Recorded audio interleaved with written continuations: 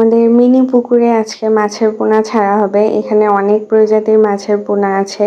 এই যে আজকে বৃষ্টিময় একটা দিন দিয়ে সকালের শুরুটা হলো। সকালে ঘুম থেকে উঠেই দেখি সেই বৃষ্টি হচ্ছে। আর এই যে হাঁসগুলো বাহিরে গিয়েছিল, এখন খাওয়ার জন্য বাসায় এসেছে। আর এই যে এখানে আমাদের এটা নারিকেল গাছ, আমি একটু প্রকৃতি দেখাচ্ছিলাম। আর হাঁসগুলোকে আবার ছাড়া হবে বৃষ্টিটা একটু কমলেই। এই যে আজকে আমাদের পুকুরটাতে মাছ ছাড়া হয়েছে, মাছের পোনা। এগুলো এখন তো চারপাশে বৃষ্টি হচ্ছে, আশেপাশে সবাই মাছ মারাতে ব্যস্ত, সবার পুকুর উপচে গিয়েছে, যাওয়াতে মাছের পোনা বেরিয়ে গেছে। তো এই মাছগুলা আম্মু একজনের কাছ থেকে নিয়ে আসছে, এগুলা এখন পুকুরে ছাড়া হবে। এখানে কি কি মাছ আছে জানি না আমি, তো ৬-৭টার মতো মাছের পোনা এখানে আছে। আর এই যে এখানে আরো মাছের পোনা। আর এটা এখানে একটা পুঁটি মাছ কেন জানি উল্টে গিয়েছে, বেঁচে আছে এখনো মারা যায়নি। আর এই যে হচ্ছে আমার বোনের ছেলে, ও অনেক বেশি এক্সাইটেড এই মাছগুলোকে পুকুরে ছাড়ার জন্য। বারবার বলতেছে আমি মাছ ছেড়ে দিব, আমি মাছ ছেড়ে দিব। এই যে ওর দ্বারাই মাছটা ছাড়া হয়েছে পুকুরে। আমরা চেয়েছিলাম আরও মাছের পোনা মানে কিনে আনতে, বাট এখানে যেহেতু পাওয়া গেল এগুলো, তো এগুলো অবশ্য টাকা দিয়ে আমরা কিনিনি, এমনিই দিয়েছে মানুষ, মাছ মারছে তো ওইগুলা এমনি দিয়ে গেছে। তো এই তো এখানে ছাড়ার পর দেখলাম পুঁটি মাছটা মারাই গিয়েছে, একদম ভেসে আছে।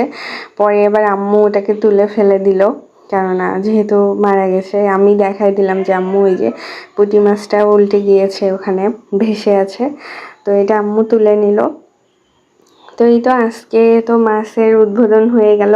এর পরবর্তীতে আমরা আরও মাছ ছাড়বো। আর এই যে রাতে আরও কিছু পোনা মাছ আম্মু নিয়ে আসছে, এগুলোও ছেড়ে দিব। হাঁস আপাতত পুকুরে নামাচ্ছি না, কেননা হাঁস নামে গেলে তো মাছের পোনা খেয়ে ফেলবে। এই জন্য হাঁস বাইরেই দেয়া হচ্ছে, বাহিরে যে আমাদের বাসার পাশেই যে একটা খালের মতো আছে, ওইখানেই হাঁস ছাড়া হচ্ছে। এই যে রাতের বেলা সে আবার বলতেছিল আমি মাছ ছেড়ে দিব, তো ওই ছাড়ছে। আর এই যে রাতের খাবার এখানে ছিল মাথার গোস্ত আর ফেসবুকে এই রেসিপি দেখতে দেখতে আমি পুরো ত্যক্ত। তো যাই হোক, ফার্স্টে আমি মসুর ডাল এবং কয়েকটা কাঁচামরিচ বেটে নিয়েছি। এরপর এতে দিলাম লবণ, হলুদ, মরিচের গুঁড়ো, জিরে গুঁড়ো আর দিয়ে দিলাম গরম মশলার গুঁড়ো, দিয়ে এটাকে ভালো করে মেখে নিতে হবে। এরপর আমি নিয়ে নিলাম লাউ পাতার উপর এটাকে দিয়ে ভালো করে স্প্রেড করে দিতে হবে।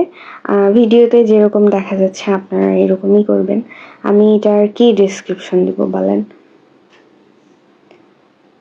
তো আমি এই যে উপরটা উল্টো পাশে ভালো করে এটাকে স্প্রেড করে নিয়েছি। এরপর এক পাশ থেকে ভাঁজ করে নিব। এর উপরেও আমি ডাল বাটাটা দিয়ে দিব ভালো করে। আমি এই পাশেও ভাঁজ করে নিয়ে এইভাবে পুরো পাতাটাকে কভার করে দেব। আমার একটা হয়ে গিয়েছে, আমি আর একটা দেখাচ্ছি। পাতাগুলো এত বড় বড় ছিল। তো যাই হোক, এইভাবেই সবগুলো করে নিব। আমি টোটাল 4টা করেছি। আমাদের ভাই টোনাটুনির সংসার, আমাদের খুব বেশি লাগে না, 4টা হলেই আমাদের হয়ে যাবে। তো এরপর তেলের মধ্যে এটাকে ভেজে নিতে হবে। আমি জানি না এখানে তেল এত ফোটাফুটি কেন করতেছে। যাই হোক, এটাকে ভেজে নিতে হবে, উল্টা পাল্টা করে ভেজে নিব। এটা হয়ে গিয়েছে। তো এটা না একদম ক্রিস্পি করে ভাজবেন, ওইটা খেতে ভালো লাগবে। তো আমার হাজব্যান্ড বলেছে এটা অনেক ভালো হয়েছে, ও বলেছে তার মানে ভালো হয়েইছে। তো যাই হোক, এইটা আপনারাও বাসায় করে খাবেন, এটা খেতে ভালোই হয়। মানে নতুন একটা রেসিপি ট্রাই করেছি, খেতে ভালোই হয়েছিল। সো সবাইকে আল্লাহ হাফেজ।